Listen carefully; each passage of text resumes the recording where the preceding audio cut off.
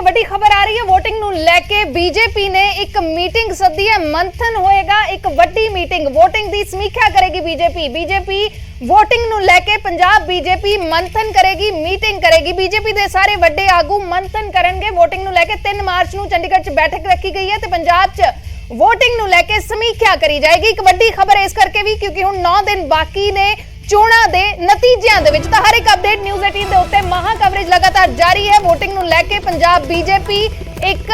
ਮੰਥਨ ਕਰਨ ਜਾ ਰਹੀ ਹੈ 3 ਮਾਰਚ ਨੂੰ ਚੰਡੀਗੜ੍ਹ ਦੇ ਵਿੱਚ ਬੈਠਕ ਸੱਦੀ ਗਈ ਹੈ बिल्कुल ये बैठक सदी गई है और क्योंकि हुण तां वोटां पै लईआं मंथन जिन्ना मर्जी पर बीजेपी इस समय की समझण दी कोशिश कर रही है जो मैं बार-बार जिक्र कर रहा था कि कांग्रेस की बदली 2017 तो 22 तक आम आदमी पार्टी की बदली अकाली दल की बदलिया जो सत्ता तो दूर ने जो सत्ता चाहते ने जो तीजे नंबर उत्ते चले गए या दूजे नंबर उत्ते रह गए या जिन्होंने सत्ता हासिल कर ली और एक बीजेपी भी आती है बीजेपी का टारगेट की सी बीजेपी किसान अंदोलन तो बाद इस तरह का लग रहा सी कि शायद बीजेपी अपने उम्मीदवार न खड़ावे या बीजेपी उस तरीके नाल ना नजर आवे पिंडां च ना वड़ सके अजिहियां गल्लां हो रही सी आपां जिक्र उसका किया पर देखो समीकरण किवें बदले कि बीजेपी ने अलायंस किया कैप्टन अमरिंदर सिंह नाल सुखदेव सिंह ढींडसा दे नाल ते उस पूरे अलायंस दे नाल जरूर वो मैदान दे विच आए इंटरेस्टिंग ये भी इस करके भी है देखो जे बीजेपी फोकस करदी है किहड़ियां सीटां दे उत्ते ਉਹ सीटां दे उत्ते जो शहरी सीटां ने ਉਹ सीटां दे उत्ते जिथे हिंदू वोट बैंक ਵੱਡੇ ਪੱਧਰ ਦੇ ਉੱਤੇ बीजेपी खुल के ना कहे पर साफ तौर ਤੇ नजर आउंदा हर पार्टी ਦਾ नजर आउंदा ਤੁਸੀਂ ਪਠਾਨਕੋਟ ਚਲੇ ਜਾਓ ਪਠਾਨਕੋਟ ਦੇ ਉਮੀਦਵਾਰ ਦੇਖ ਲਓ ਤੁਹਾਨੂੰ ਸਾਰੇ ਹਿੰਦੂ ਨਜ਼ਰ ਆਉਣਗੇ ਕਿਉਂਕਿ ਉੱਥੇ ਹਿੰਦੂ ਵੋਟ ਬੈਂਕ ਜ਼ਿਆਦਾ ਹੈ ਤਾਂ ਹਰ ਪਾਰਟੀ ਸਮੀਕਰਨ ਹਰ ਧਿਆਨ ਦੇ ਵਿੱਚ ਰੱਖਦੀ ਹੈ ਤਾਂ ਬੀਜੇਪੀ ਨੇ ਵੀ ਜ਼ਰੂਰ ਧਿਆਨ ਦੇ ਵਿੱਚ ਰੱਖਿਆ ਹੋਇਆ ਹੈ ਤਾਂ VOTING ਪਰਸੈਂਟੇਜ ਬੀਜੇਪੀ ਕੋਲ ਕਿੰਨੀ ਜਾਂਦੀ ਹੈ ਉਹ ਸਭ ਤੋਂ ਦਿਲਚਸਪ ਹੋਏਗਾ ਇਸ ਵਾਰ ਦੀਆਂ ਚੋਣਾਂ ਦੇ ਵਿੱਚ ਕਿਉਂਕਿ ਬੀਜੇਪੀ ਕਰੀਬ 70 ਸੀਟਾਂ ਤੇ ਲੜ ਰਹੀ ਹੈ 65 ਸੀਟਾਂ ਉਹਨਾਂ ਦੇ ਖਾਤੇ ਆਈਆਂ ਸੀ ਪਰ ਬਾਅਦ ਦੇ ਵਿੱਚ 4-5 ਨੇ ਬੀਜੇਪੀ ਦੇ ਸਿੰਬਲ ਦੇ ਉੱਤੇ ਚੋਣਾਂ ਲੜੀਆਂ ਤੇ 2 ਤੋਂ 3 ਸੀਟਾਂ ਐਂਡ ਦੇ ਵਿੱਚ ਆ ਕੇ ਕੈਪਟਨ ਦੀ ਪਾਰਟੀ ਨੇ ਕਿਹਾ ਕਿ ਨਹੀਂ ਤੁਸੀਂ ਆਪਣੇ ਕੈਂਡੀਡੇਟ ਖੜੇ ਕਰ ਲਓ ਔਰ ਕਰੀਬ 72 ਕੈਂਡੀਡੇਟ ਬੀਜੇਪੀ ਦੇ ਨਾਮ ਦੇ ਉੱਤੇ ਬੀਜੇਪੀ ਦੇ ਚੋਣ ਨਿਸ਼ਾਨ ਦੇ ਉੱਤੇ ਖੜੇ ਨੇ ਪਿਛਲੀ ਵਾਰ 23 ਇਸ ਵਾਰ 72 ਵੋਟ ਪਰਸੈਂਟੇਜ ਤਾਂ ਲੱਗ ਰਿਹਾ ਕਿ ਬੀਜੇਪੀ ਦਾ ਵਧੇਗਾ ਕਿੰਨਾ ਵੱਧਦਾ ਕਿੰਨੀਆਂ ਸੀਟਾਂ ਆਉਂਦੀਆਂ ਨੇ ਉਹ ਲਾਜ਼ਮੀ ਤੌਰ ਤੇ ਦੇਖਣ ਵਾਲੀ ਗੱਲ ਰਹੇਗੀ ਅਮਨ ਆਪਣੇ ਇੰਟਰਸਟਿੰਗ ਇਹ ਵੀ ਹੈ ਗੌਰਵ ਜੇ ਅਸੀਂ ਗੱਲ ਕਰੀਏ ਕਿ ਪੋਸਟ ਪੋਲ ਅਲਾਈਅੰਸਸ ਦੀ ਵੀ ਗੱਲ ਚੱਲ ਰਹੀ ਹੈ ਇਸ ਸਭ ਦੇ ਵਿਚਾਲੇ ਤਾਂ ਬੀਜੇਪੀ ਨੂੰ ਕਿੰਨੀਆਂ ਸੀਟਾਂ ਆਉਂਦੀਆਂ ਨੇ ਜਾਂ ਬਾਕੀਆਂ ਨੂੰ ਕਿੰਨੀਆਂ ਸੀਟਾਂ ਆਉਂਦੀਆਂ ਕਿਉਂਕਿ ਬੀਜੇਪੀ ਦੇ ਆਗੂ ਇਸ ਗੱਲ ਤੋਂ ਮਨਾ ਨਹੀਂ ਕਰ ਰਹੇ ਕਿ ਗੱਠਜੋੜ ਨਹੀਂ ਹੋਏਗਾ ਤਾਂ ਉਹ ਚਰਚਾਵਾਂ ਵੀ ਨੇ ਅਮਨ ਭਾਰਦਵਾਜ ਸਾਡੇ ਸਹਿਯੋਗੀ ਜੁੜ ਗਏ ਨੇ ਅਮਨ ਜੇ ਦੱਸ ਸਕੋ ਬੈਠਕ ਸੱਦੀ ਹੈ ਪੰਜਾਬ ਬੀਜੇਪੀ ਨੇ 3 ਮਾਰਚ ਨੂੰ VOTING ਨੂੰ ਲੈ ਕੇ ਕੀ ਕੁਝ ਚਰਚਾ ਹੋਏਗੀ ਇਸ ਮੀਟਿੰਗ ਦੇ ਵਿੱਚ अर्श 3 ਮਾਰਚ ਦੀ 12 ਵਜੇ ਦੀ ਬੈਠਕ ਜਿਹੜੀ ਹੈ ਉਹ ਸੈਕਟਰ 37 ਜਿੱਥੇ ਬੀਜੇਪੀ ਪੰਜਾਬ ਦਾ ਹੈੱਡਕੁਆਟਰ ਹੈ ਉੱਥੇ ਸੱਦੀ ਗਈ ਹੈ ਔਰ ਸਮੀਖਿਆ ਕੀਤੀ ਜਾਏਗੀ ਲਾਜ਼ਮੀ ਤੌਰ ਤੇ ਕੀ ਰਿਵਿਊ ਕੀ ਹੈ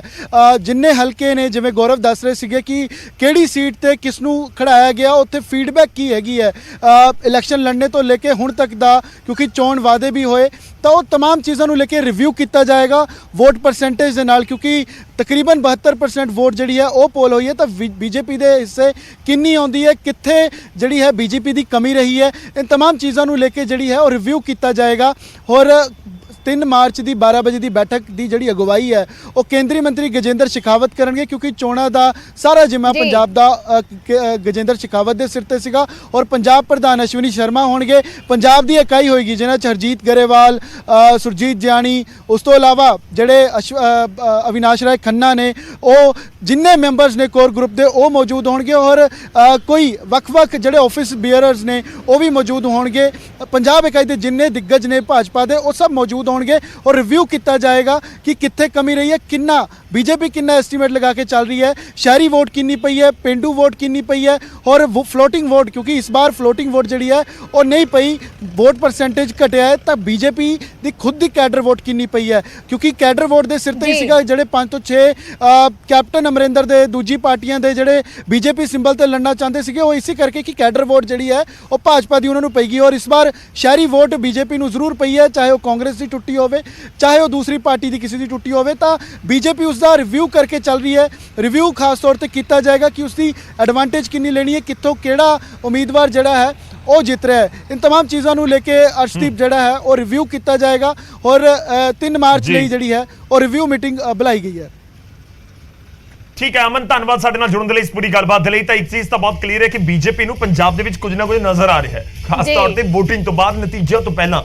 कि इस नूं अर्थ ये भी समझा जा सकता है कि बीजेपी समीकरण समझण दी कोशिश कर रही है कि जे साडे कोल 5 सीटां 7 सीटां आउंदियां ने ਤੁਸੀਂ ਦੇਖੋ ਆਪਾਂ ਨਿਊਜ਼ 18 ਪੰਜਾਬ ਆਪਾਂ ਲਗਾਤਾਰ ਵੱਖ-ਵੱਖ ਲੋਕਾਂ ਤੱਕ ਪਹੁੰਚ ਕਰਨ ਦੀ ਕੋਸ਼ਿਸ਼ ਕਰ ਰਹੇ ਹਾਂ ਵੱਖ-ਵੱਖ ਹਲਕਿਆਂ ਦੇ ਵਿੱਚ ਕਿ ਤੁਸੀਂ ਕਿਹਨੂੰ ਵੋਟ ਪਾਈ ਜਿਵੇਂ ਨਪਿੰਦਰ ਪੰਕਜ ਅਮਨ ਹੋ ਗਏ ਜਾਂ ਬਾਕੀ ਜਿਹੜੇ ਸੂਰਜ ਔਰ ਰਾਜੀਵ ਆਪਣੇ ਸਹਿਯੋਗੀ ਪੁੱਛ ਰਹੇ ਨੇ ਕਿਹਨੂੰ ਵੋਟ ਪਾਈ ਕਿਸ ਨੂੰ ਵੋਟ ਪਾਈ ਇੱਕ ਤਰੀਕੇ ਨਾਲ ਇਹ ਕਾਈਂਡ ਆਫ ਸਰਵੇ ਤੁਸੀਂ ਕਹਿ ਸਕਦੇ ਹੋ ਬੀਜੇਪੀ ਆਪਣੇ ਪੱਧਰ ਤੇ ਵੀ ਕਰਵਾਰੀ ਹੋਏਗੀ ਕਾਂਗਰਸ ਆਪਣੇ ਪੱਧਰ ਤੇ ਕਰਵਾਰੀ ਹੋਏਗੀ ਇਨਫੈਕਟ ਹੋ ਚੁੱਕਾ ਹੋਏਗਾ VOTING ਤੋਂ ਬਾਅਦ ਕਿ ਦੱਸੋ ਕਿਸ ਨੂੰ ਜੀ, ਵੋਟ ਜੀ। ਪਾਈ ਤਾਂ ਸ਼ਾਇਦ ਬੀਜੇਪੀ ਨੂੰ ਉਸ ਸਰਵੇ ਦੇ ਵਿੱਚ ਕੁਝ ਵੱਡਾ ਲੱਗ ਰਿਹਾ ਹੈ ਬੀਜੇਪੀ ਨੂੰ ਲੱਗ ਰਿਹਾ ਕਿ ਅਸੀਂ ਕਿੰਗ ਮੇਕਰ ਦੀ ਭੂਮਿਕਾ ਦੇ ਵਿੱਚ ਹੋ ਸਕਦੇ ਹਾਂ ਜੇ ਅਜਿਹਾ ਹੁੰਦਾ ਹੈ ਤਾਂ ਫਿਰ ਸਮੀਕਰਨ ਕੀ ਬਣਦੇ ਨੇ ਕਿ ਅਕਾਲੀ ਜੀ। ਦਲ ਬੀਜੇਪੀ ਔਰ ਕੈਪਟਨ ਦੀ ਪਾਰਟੀ ਢੀਂਡਸਾ ਦੀ ਪਾਰਟੀ ਸਾਰੇ ਇਕੱਠੇ ਹੋ ਕੇ ਇੱਕ ਪੰਜਾਬ ਦੇ ਵਿੱਚ ਫਰੰਟ ਬਣਾ ਦੇਣਗੇ ਇੱਕ ਵੱਡਾ ਸਵਾਲ ਹੈ